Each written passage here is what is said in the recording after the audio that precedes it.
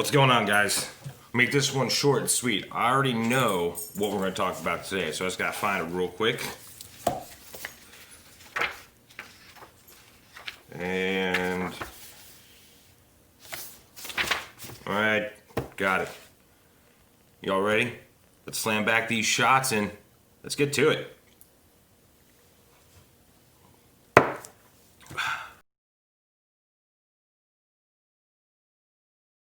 All right, today we're going all the way back to 1848. Political movements were about to pop off all over the European continent. I don't just mean an election or two, maybe a riot here or there, a head of state change, maybe a few heads rolling. No, we're talking major political uprisings all over. I mean, these uprisings were about to be more popular than Leo memes on social media. From France to Germany to Hungary, boom, revolt. Now, to be able to cover all these different revolutions, I need about 5 more shots and 10 more videos. Or was it 10 more shots and 5 more videos? I would need a lot more shots and a lot more videos to cover all of them. So today, because of the meal you're watching me put together, we're only going to focus on Italy. Oh, and by the way, the meal is a Tuscan Chicken Mac and Cheese with bacon. Because, I mean, it's bacon. I don't think I need a reason, right? What you have to know in terms of context with the uprisings in Italy in 1848 is well, a lot, really. At the time, Italy wasn't considered a whole country, like one just big Italy, but a whole bunch of independent states. These states, without really organizing with each other, saw a couple of revolutions happen within a few months of each other for different reasons. The first Italian region to have a revolt in 1848 was Sicily, who was no stranger to revolutions.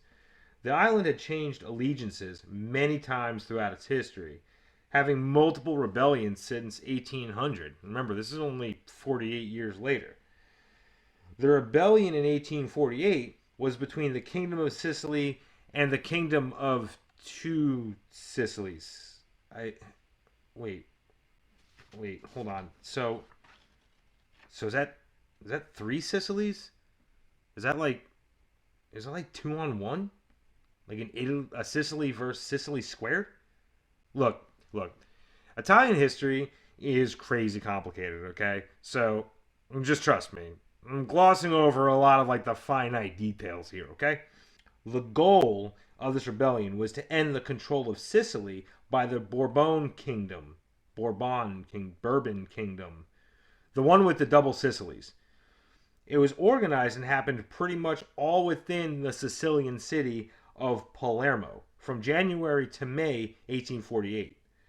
The result was a new constitution, and Sicily being somewhat independent for 16 months, when the Bourbon army regained control by military force in 1849.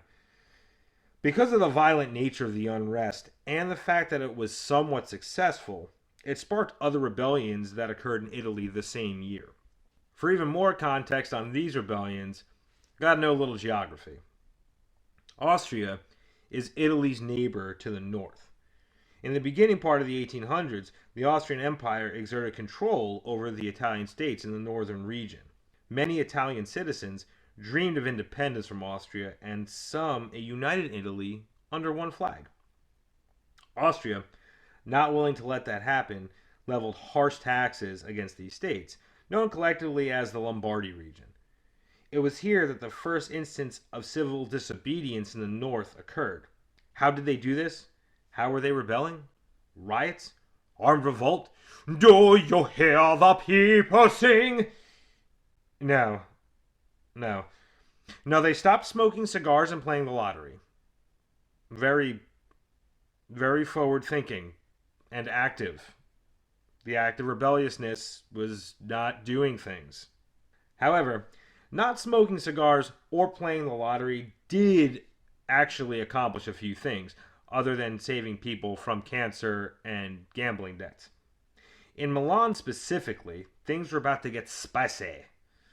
This boycott increased anti Austrian tensions from the beginning of the year until a street battle broke out in early January between Austrian soldiers and the citizenry of Milan. The soldiers charged a group of protesters, killing 5 and wounding others. The Austrian commander confined his troops to the barracks for a few days until things cooled off. Yeah, he sat his soldiers in timeout, like children. And it was effective at first. But then, word reached Milan about an uprising in Vienna and an overthrow of Austrian Chancellor Clemens von Metternich in March. And the Milanese rebels took to the streets again, emboldened by this uprising and upheaval that was happening within Austria. This occurred at almost the same time as the rest of the Lombardy region was uprising as well. But hold on, just wait. We're not doing 2 rebellions at once. Just we'll get to the Lombardy one. Just stay in Milan for the moment, guys. The Austrian garrison, which had previously been in timeout, grounded, damn you, was released from being grounded and tried to suppress the rebellion. The Milan rebels essentially recruited the entire city and ended up fighting these soldiers house to house and street by street. A provisional government was temporarily established, and the intensity of the fighting, coupled with the other rebellions happening literally everywhere, the Austrian army ended up withdrawing. However, the fact that this garrison was able to withdraw from Milan intact is huge, as it meant that while Austria had lost Milan, they still had an army in Italy. Now to the Lombardy Revolution. I swear, I feel like a meteorologist. I'm bouncing back and forth across the freaking country. What's the forecast? Cloudy with a chance of Les Miserables, Italian style.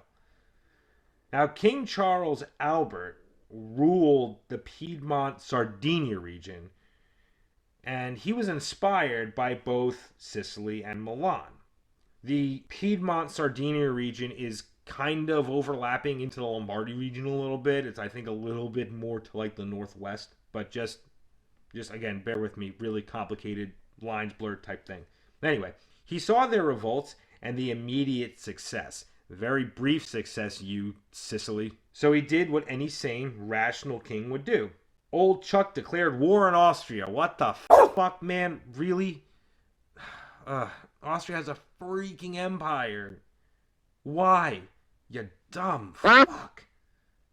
Anyway, I know, it's a lot. It's just bear with me. But when the Austrian commander withdrew his troops from Milan, he was able to occupy 4 key forts in the Lombardy region. Austria had built these forts in supporting distance of each other. They were considered the strategic keys to the region. Should Austria lose them, they would lose their foothold in Italy. So, while Milan was successful in their rebellion, Austria still had a military presence. The commander, General Radetzky, planned to counterattack in order to take back the territory they had lost, which included Milan. But Chuck had other plans after he declared war. He charged the forts with his army. But it wasn't just his army. He had also gathered reinforcements from the other states within Italy, including getting support from the Pope, which is going to be important in a minute. Surprisingly, with this conglomerate army, Chuck took one of the forts. This was huge for Italy. Taking forts, beating the Austrians, it was starting to look like Italy was about to kick the shit out of Austria and kick them out of Italy for good. Until the Pope, who had supported this, was like, no. Pope Pius IX was like, wait, beat Austria? Nah, I'm not about that. I need an excuse here. I need an excuse to back out of this war. Hold on. I gotta not look like I'm a little bitch while I'm doing this too. So wait, hold on. Austria's Catholic. Italy's Catholic. Yeah, hey, Italy. Look, I can't condone a war between 2 Catholic nations. So I'm withdrawing my support. It's bad for business, you know. Can't really have that. The other Italian states began to desert King Chuck as well. But it wasn't quite over yet. Pius backing out pissed off the people of Rome. So they revolted. What is it? Are we up to like 5 rebellions now? 4, 5? Might even be fucking 6, man. I don't even know. The people of Rome were so pissed they assassinated the Pope's minister. So Pope Pius got the fuck out of Dodge and fled to one of the Austrian forts. This rebellion in Rome actually got to the point where an independent Italian nation was kind of close to being formed. They even proclaimed the Rome Republic as a new nation. Everything was coming up aces for this newfangled Italian nation until a whole bunch of new reforms and lowering taxes crashed the economy. So they did what they could do. They fixed it by printing more money, which crashed the economy further. Son of a... The Pope, safe in Austria territory, asked the big dogs, France and Austria, to help. And they were like, fuck yeah. Italy weak and like kind of infighting and economy crash. Dude, prime. This is prime time. They both sent armies to Rome, capturing it and escorting the Pope back into town less than a year after the rebellions had ended, thus ending the Rome Republic. Not like the Rome that we all think of with like Caesars and Et tu, Brute and all that. Just this new couple month long Rome Republic. Now, as I said before, this was just one of many revolutions to occur in 1848. And not just in Italy. I mean, like, over the entire continent of Europe. So many occurred that year that it was known as the springtime of the people or the spring of nations.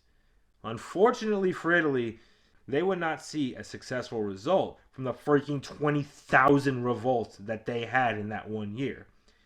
However, it's not all bad news for Italy. These revolutions laid the groundwork for the eventual Italian nation that was to be formed in 1861. That was when the Kingdom of Italy came into being. For now, though, the revolutions had failed. King Chuck tried again in 1849, but again failed and abdicated the Piedmont Sardinia throne. He died later that year while in exile. And not like from assassination, which we all like kind of think about with kings abdicating. He actually died of natural causes. Italy would remain salty for the next decade or so. And that's it. That's the story of how Italy, in 1848, had all the revolts and rebellions, gained its independence, and saw it collapse as soon as it started. If you did that whole too long didn't listen thing, here's the summary.